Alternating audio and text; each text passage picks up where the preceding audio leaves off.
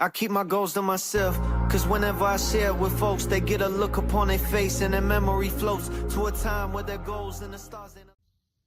Let's get into Smackdown from March the 6th, 2026. This was a pretty okay show. We are going to get into the main event first and talk about that for a little bit. And then from there, we're going to get into the remainder of the show. So the main event was Cody Rhodes versus Drew McIntyre, match number 4 for the WWE Undisputed Championship. Cody Rhodes defeats Drew McIntyre. He is now a 3-time WWE champion. And this, to me, is fine, because we are going to finally get Cody and Randy, right? Because for the longest, they were teasing us possibly a triple threat. Drew, Cody, Jacob Fatu, or possibly a fatal 4-way with Drew, Cody, Jacob Fatu, and Randy Orton. But that didn't happen.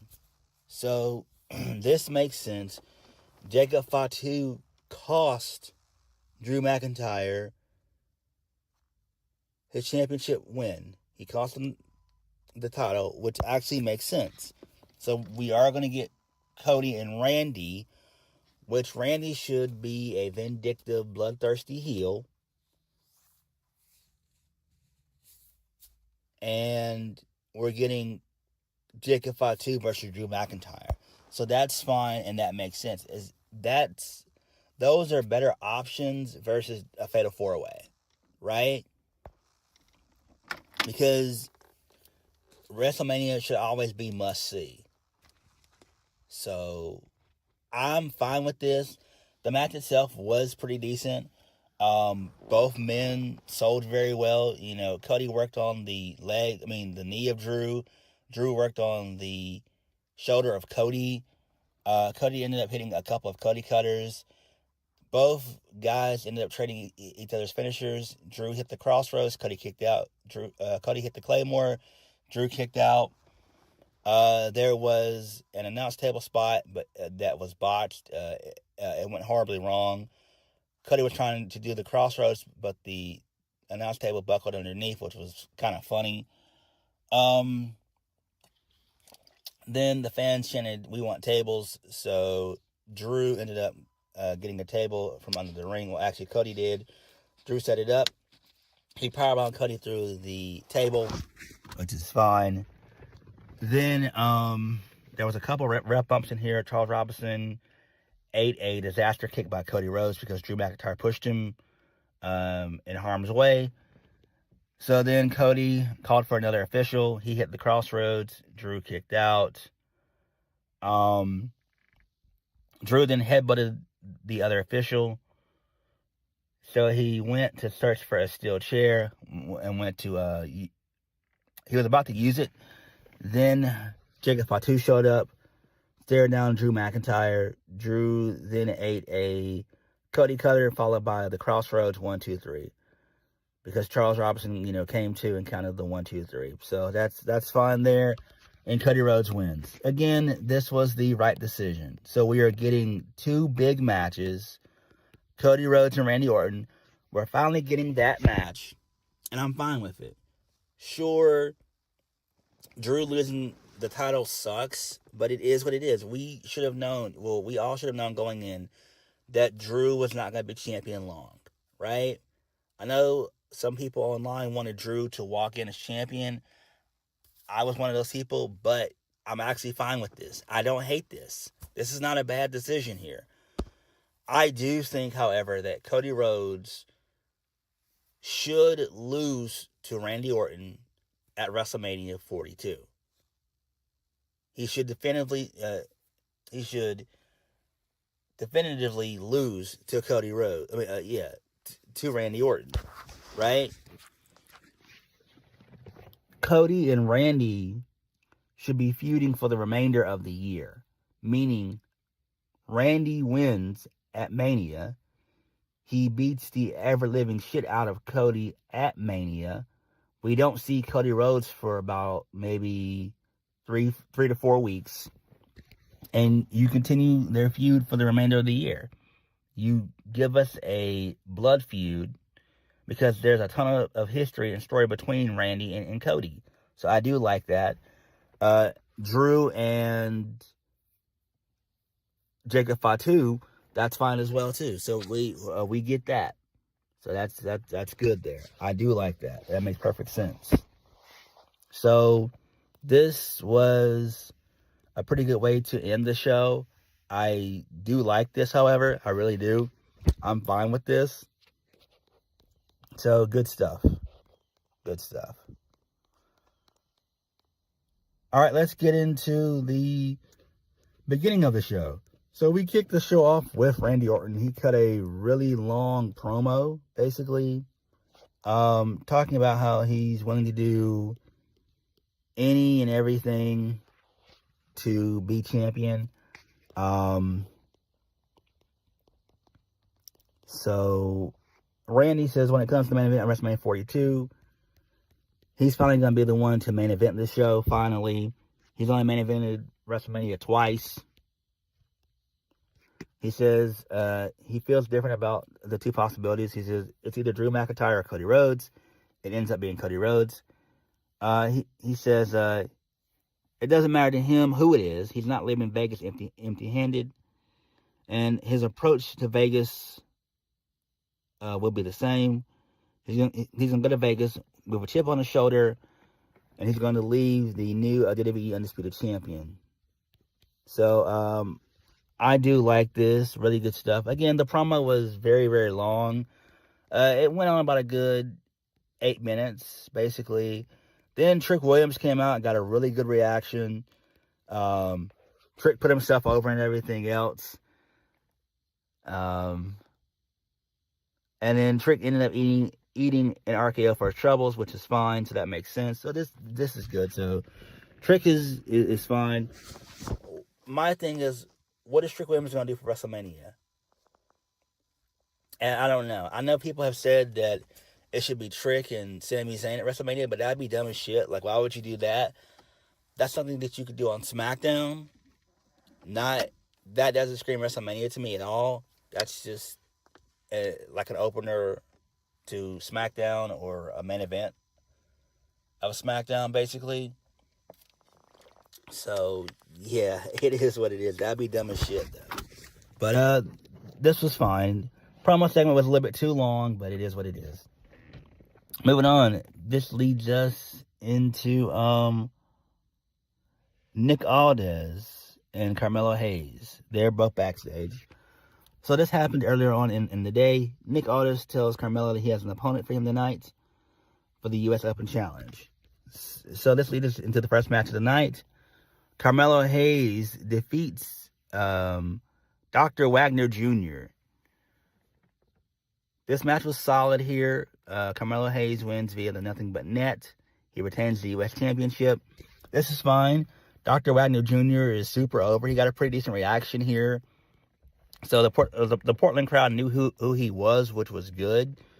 Dr. Wagner is solid, though. He's a solid veteran. And I like Dr. Wagner Jr. I really do. He's great. And we got a little video package of him, too. So I do like that. So that was great there. Good stuff. Again, what do you do with Carmelo Hayes going into WrestleMania? I have no idea. I know people have said him and Ilya. But why would you do him and Ilya? We've seen that already, right? Again, this is WrestleMania. We don't need to have a bunch of rematches or matches that could take place on SmackDown, right?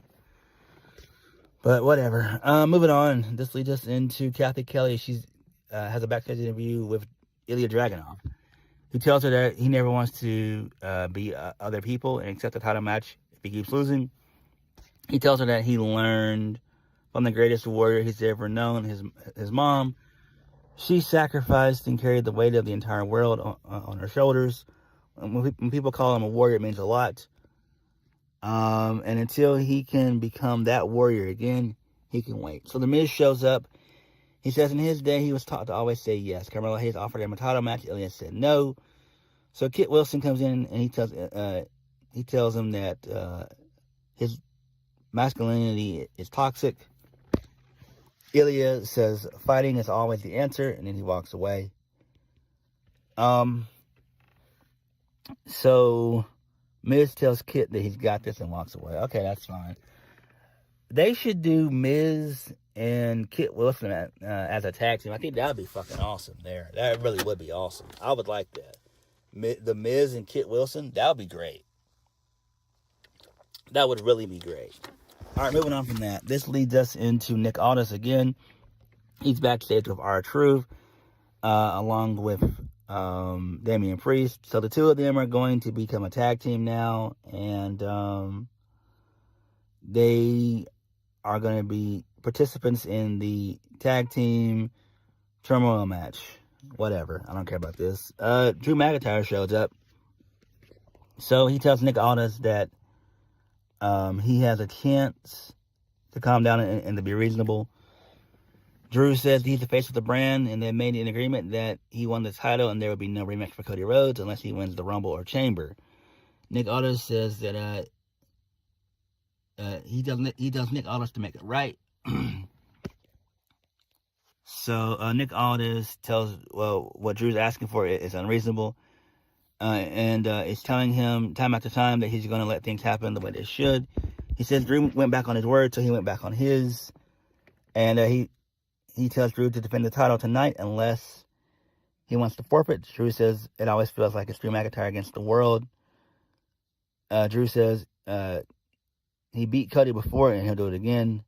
The only way Cody will take the title from him is by taking it from his cold, dead hands. Okay, that's fine there. All right, moving on. This leads us into the Nia Jax Last Legend tag team celebration. They say nothing of any importance. They just put themselves over. So then, Charlotte Flair and Alexa Bliss, they come out. They have some words with Nia and Lash. Then Julia comes out along with Kiana James. Kiana James is really sexy. She looks super good. So they begin to yap as well. And then Nick Aldis makes a match between Alexa Bliss and Charlotte Flair versus Kiana James and Julia. So there is that. Charlotte Flair and Alexa Bliss, they defeat Julia and Kiana James. Okay, that's fine there. Who cares about this? Whatever. Moving on. This leads us into Jelly Roll. So he's going to be on Smackdown next week. All right, so whatever. I don't care about this at all. Moving on. So Kathy Kelly's backstage with Cody Rhodes. Cody Rhodes tells her that he just wants to point at the WrestleMania sign. Obstacle after obstacle. The only thing that remains is Drew McIntyre. He would hope that the next time they speak, that she'll be speaking to the new WWE champion, which, spoiler alert, Cody wins. She wishes him luck, and then she walks away. Sami Zayn comes in. He tells Cody Rhodes that he knows that things have been icy for the last couple of weeks, and he's not trying to get into Cody's head. Sami says that it's crazy that it's happening. Cody asks him, what's crazy? Sami Zayn tells him that Cody beat him to qualify. He let that go. But Cody lost in the Elimination Chamber. The whole point is the winner gets a WWE Championship opportunity, but he lost, and Cody's still getting this match. He says Cody's getting a second chance, but he isn't. Cody tells him that Sami Zayn is politicking for the title, and he hasn't even won the damn thing yet. Sami Zayn tells Cody that he thinks that he's trying to angle his way in. Cody tells him that he doesn't know, and to spit it out, Sami Zayn tells him he doesn't know, but he just came to wish Cody Rhodes good luck. And he tells Cody Rhodes that he's rooting for him, and he wants what's best for him. He tells him to go out there and do what Cody Rhodes does best, and that's become WWE champion again. And then Cody just says okay, and then Sami Zayn gets angry and he yells. All right, whatever. Who cares about this shit? It seems like they are going to turn Sami Zayn heel, basically. Moving on, Trick Williams was on the Breakfast Club. That's pretty cool there. Nice. All right, moving on. This leads us into the tag team turmoil match. Motor City Machine Guns, Fraxium, Wyatt Six, the Garzas, Angel and Humberto, which was great to see those guys. The match was won by R-Truth and Damian Priest. The MFTs came out. They got the Wyatt Six eliminated by the Angel Garza and Humberto Carrillo. So that's, good stuff there. That's fine. Whatever. Damian Priest and R-Truth winning. That was the right decision, I guess. I don't care about this. Moving on. So, Sami Zayn runs into Randy Orton. So, he tells Randy that he's happy for him. Sami says that Cody qualified because Drew got involved in the chamber match. Orton did the exact same thing to Cody. So, Sami Zayn continues to yap back and forth. He wants to know, what would Randy do in that situation? And so Randy just tells him, do what Sami Zayn, Randy just tells him that he believes in Sami Zayn and that he needs to believe in himself, that being Sami Zayn. And Randy tells Sami Zayn that maybe he should try listening to the voices. So Randy walks away. So Zelina Vega and Aleister Black show up. Aleister Black tells him not to worry about Randy. It's just the nature of the beast. Okay, that's fine there. Whatever. Who cares about this shit? I wonder what Aleister Black's going to be doing at WrestleMania. Nothing, probably. He probably won't even be on the card. So, whatever. It is what it is, man. Again, this is the whole Scarlett and Karrion Kross thing that was just given to them. So, whatever. Moving on, this leads us into Jade Cargill and Rhea Ripley. And this was not good. This wasn't good. No, this was not good. At all. I wasn't really a fan of this. So, the two of them shake each other's hands. Jade Cargill puts over Rhea, says that she respects her and everything else and all this, that, and the third. Oh my gosh. But Rhea came back with a pretty nasty promo. Jade put herself over saying that, she's stronger than Rhea, bigger than Rhea, and better than Rhea. She's got more muscular legs than Rhea and all this and third. And then she just says that come WrestleMania, she's going to beat the hell out of Rhea Ripley, and there's nothing that she can do about it because she's that bitch. So Jade drops the mic. Rhea shakes Jade Cargill's hand. Rhea puts over how Jade's bigger than her and everything else, but it really doesn't matter. Rhea basically has more durability, basically. So Rhea said that when she lays out Jade with her finish, Jade's not kicking out. She's not getting off the mat.